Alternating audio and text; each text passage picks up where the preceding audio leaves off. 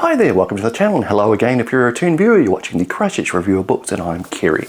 Today I'm doing the first of a series of what I'm calling rapid reviews of books I've read recently, mainly because I just don't have the time or inclination really to go into really deep dives on these books. So we're just doing a kind of like off-the-cuff type of review thing for several books, and I'm hoping to get them all filmed today and then released over the next few days.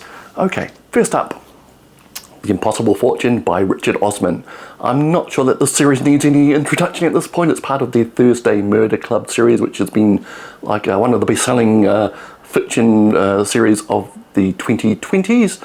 For the uninitiated, the Thursday Murder Club, the eponymous first book, which I picked up in a second-hand store. I wasn't au fait with it really. I'd heard a bit of a buzz about it, but I really enjoyed it. It was a light, what they call cozy crime these days, but it would kind of crystallize the cozy crime genre for the 2020s, perhaps we might say. And so basically what it is, it's about the inmates, as you might say, of Cooper's Close, a retirement community in the UK. And there's four of them. There is Ron, who is a retired former union organiser, like the working man, salt of the earth. And there's Ibrahim, who is a retired psychiatrist. There's Elizabeth, who, as the series has gone on, has basically become like a retired female James Bond. And then there's Joyce, who worked as a nurse and is used as like a point of view character for driving the narrative at some points.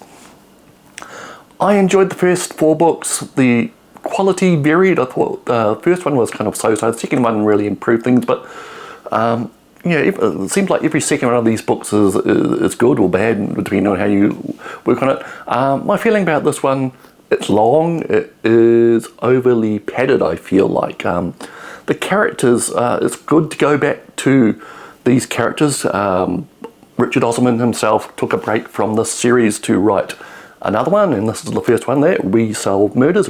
I haven't actually read this one yet. I'm not sure, I haven't heard much buzz around this one, but I'm sure it's good. And he's concentrated a bit of time on this one before returning to the Thursday Murder Club a couple of years later. I'd like to say it's a welcome return, that you can catch up with some old friends, but I felt something was a little off about this one. Maybe I've changed, maybe Osman's changed with the success. I just felt like he was positioning cliched versions of the characters we came to love. There's like one aspect of each of them which is magnified massively in this book, and they're kind of like positioned around the board and set off on their way to do the kind of shtick. Basic plot is, it is a couple of years after the death of Stephen, who was Elizabeth's husband, a dearly loved husband who lived with her in Cooper's Chase. The previous book, The Last Devil to Die, I believe it was called, was really good. It kind of delved really deeply into these characters and their motivations and their internal feelings, and I thought it was a vast improvement over the earlier of the series. I felt he had turned a corner and got more complicated, and you know, took the readership of the earlier books along with that onto a more sophisticated outlook, basically. But I feel that it's kind of regressed in this one, and anyway, it's 2 years after the events of that book, and Elizabeth is slowly coming back to her old self, and the main set piece in the early part of the book is Joyce's daughter Joanna's wedding to a gentleman called Paul, and at the wedding Elizabeth is approached by a gentleman called Nick Silver, who knows her reputation. Apparently the Thursday Murder Club has a reputation in the world, and Elizabeth in particular, because of her security services background. Nick Silver approaches her and says someone's tried to kill him. He found a car bomb planted on his car, and he fears for his life. And he's approached Elizabeth because, you know, he doesn't want to go to the police, but he thinks Elizabeth can look into it. And, you know, hijinks ensue. Nick Silver goes missing. His business partner Holly Lewis visits the group at Cooper's Chase, and then shortly after is killed. It turns out that Nick and Holly were running a kind of secure storage facility, which along with their own goods, that secured things for very dodgy criminal underworld characters and so on. So we have some major suspects. There's a lord, an aristocrat who's low on the funds called Lord Towns. There's a drug dealer, crime boss, some type of ne'er-do-well called Davy Noakes, and there's a host of other people that could be involved. And we find out soon that Holly and Nick had been sitting on what they think was a massive fortune in Bitcoin, and the code for it is in this storage facility, and they each had part of the security code to open the vault and get that out. And of course, now that people know that they have this, people knew that they had this massive £350 million Bitcoin fortune, of course all bets were off, everyone was after it. And so it's up to the Thursday Murder Club team to basically recover, find what's happened to Nick Silver, solve the murder of Holly Lewis, and basically bring to justice everybody involved. And of course, get hold of the Bitcoin fortune before everyone else does.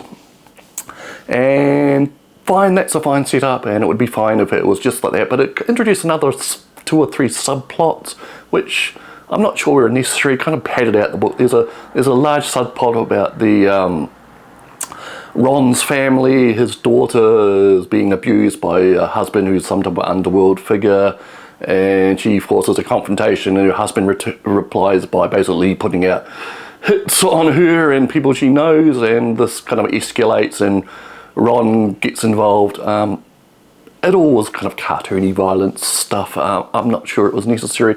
And also we catch up with Connie, who was like another underworld figure, which was an antagonist in the earlier novel, but they've kind of turned her into a cutesy, cartoony, lovable figure, and she's kind of paired with Ibrahim, maybe not romantically, but they have some type of emotional bond. He's like her therapist, and she's out of prison now, and she has a protege called Tia, who becomes another character in the book, and kind of a bumbling criminal who tries to her first major job, and then he ends up helping the main characters, and so on. And I think, and also Joanna, Joyce's daughter, who's usually basically just a voice on the phone in earlier books, she becomes main character, and she and her husband Paul kind of get involved in the main investigation. We learn more about her and her husband's relationship in their past and so on.